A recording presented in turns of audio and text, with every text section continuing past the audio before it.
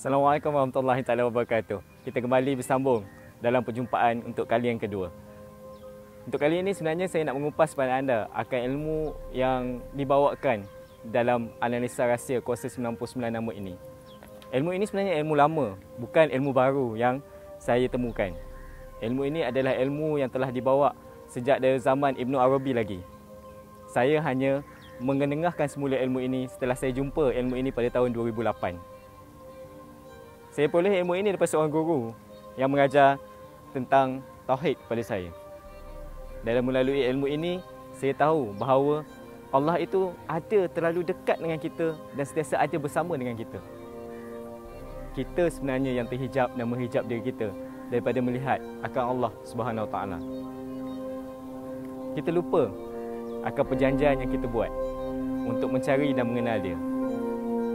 Melalui ilmu yang saya belajar dan yang saya fahami, ada 4 kaedah atau 4 cara untuk kita kenal kepada Allah. Pertama adalah melalui fitrah. Fitrah ini apabila seseorang itu lahir, tidak kira apa jua agama, apa jua bangsanya, dia mencari akan Tuhan. Dia mencari siapakah penciptanya. Dia mencari siapakah Tuhannya. Maka wujudlah melalui akal pemikiran mereka itu, wujudlah Tuhan-Tuhan mengikut apa yang mereka fikirkan, mengikut apa yang sampai pada akal mereka. Kemudian, kita mencari Tuhan melalui rububiyahnya, iaitu melalui sifat dan asma'nya. Maka kita memandang akan sifat-sifat Allah yang ada pada alam dan kita juga melihat asma'-asma'nya yang terkandung pada alam. Tetapi kita lupa bahawa sifat-sifat dan asma' Allah itu juga ada pada diri kita.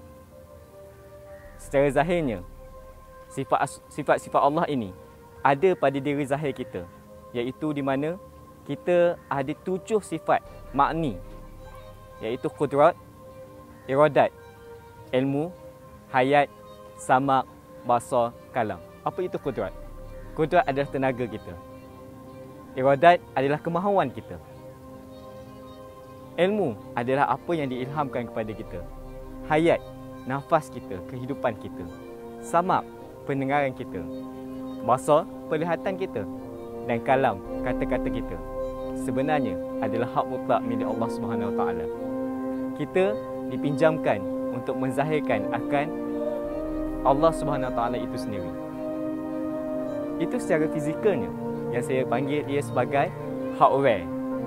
Sebab saya orang komputer, jadi orang komputer senang untuk memahami sesuatu itu dengan bahasa komputernya. Jadi hardware kita ini juga pinjaman daripada Allah Subhanahu Wa Taala. Jadi hardware tidak boleh bergerak sendiri. Dia perlu ada softwarenya. Dan software itu adalah roh kita. Dan roh kita ini adalah daripada Allah Subhanahu Wa Taala juga.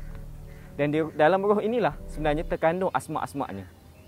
Kita sering melihat seseorang yang bersifat penyayang. Dan kita selalu memujinya. Penyayang sungguh orang itu. Betul kan? Tapi kita lupa siapakah sebenarnya Ar-Rahim itu, yang bersifat maha penyayang. Kita selalu nampak, mungkin ibu-ibu yang sabar dengan anaknya. Pelbagai kerana anak dilayan, pelbagai kerana anak ditatang, dia sabar walaupun anak itu nakal. Tapi siapakah sebenarnya As-Sabur itu? Bukankah ia Allah As-Sabur? Allah meminjamkan kita sebahagian, mungkin sedikit, mungkin cebisan-cebisan daripada asma'-asma'nya untuk kita kenal akan Allah.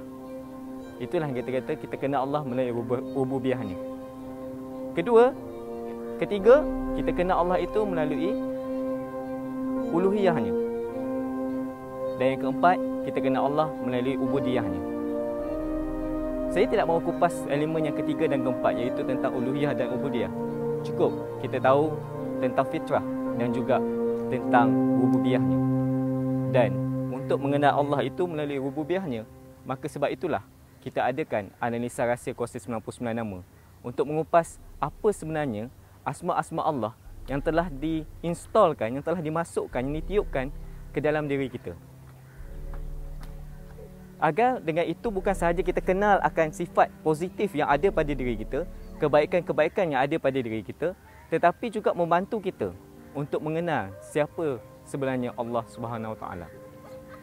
Kita mampu kenal Allah itu Ar-Rahman, yang maha pemberi rahmat, yang maha pemurah. Kemudian kita akan kenal Ar-Rahim yang Maha Pengasih. Kita juga kenal siapa itu Al-Malik yang menyebabkan kita berkuasa menjadi raja, menjadi pemimpin dalam keluarga atau menjadi pemimpin dalam masyarakat. Kita juga kenal siapa itu Allah Al-Qudus yang suci hatinya, yang membuatkan kita sebenarnya merasa bersangka baik, sentiasa bersangka baik terhadap orang-orang di sekeliling kita. Namun elemen-elemen ini kita kotori dengan adanya nafsu di dalam diri kita. Kewujudan nafsu dan juga bisikan syaitan seringkali akan menyebabkan sifat-sifat baik Allah ini, asma-asma Allah ini terhijab daripada diri kita, menyebabkan kita lebih banyak menzahirkan sifat-sifat mazmumah, sifat-sifat buruk dalam diri kita. Sebab itulah kita kena pasti apakah sifat-sifat buruk itu agar kita dapat perbaiki untuk menjadi insan yang lebih baik, insan yang lebih cemerlang, insan yang lebih gemilang, insan yang lebih hebat pada setiap hari. Ingat, kalau kita lebih baik daripada semalam, kita adalah insan yang cemerlang. Tapi kalau kita sama macam semalam, kita adalah orang yang rugi. Dan kalau kita lebih buruk pada semalam, kita adalah orang yang celaka. Itu kata-kata Saidina Ali. Jadi apabila kita mengenal diri, kita akan sentiasa berusaha untuk memperbaiki diri kita hari demi hari untuk menjadi hamba Allah yang terbaik di dunia ini. Jadi kita jumpa dalam episod yang ketiga selepas ini, insya-Allah. Assalamualaikum warahmatullahi taala wabarakatuh.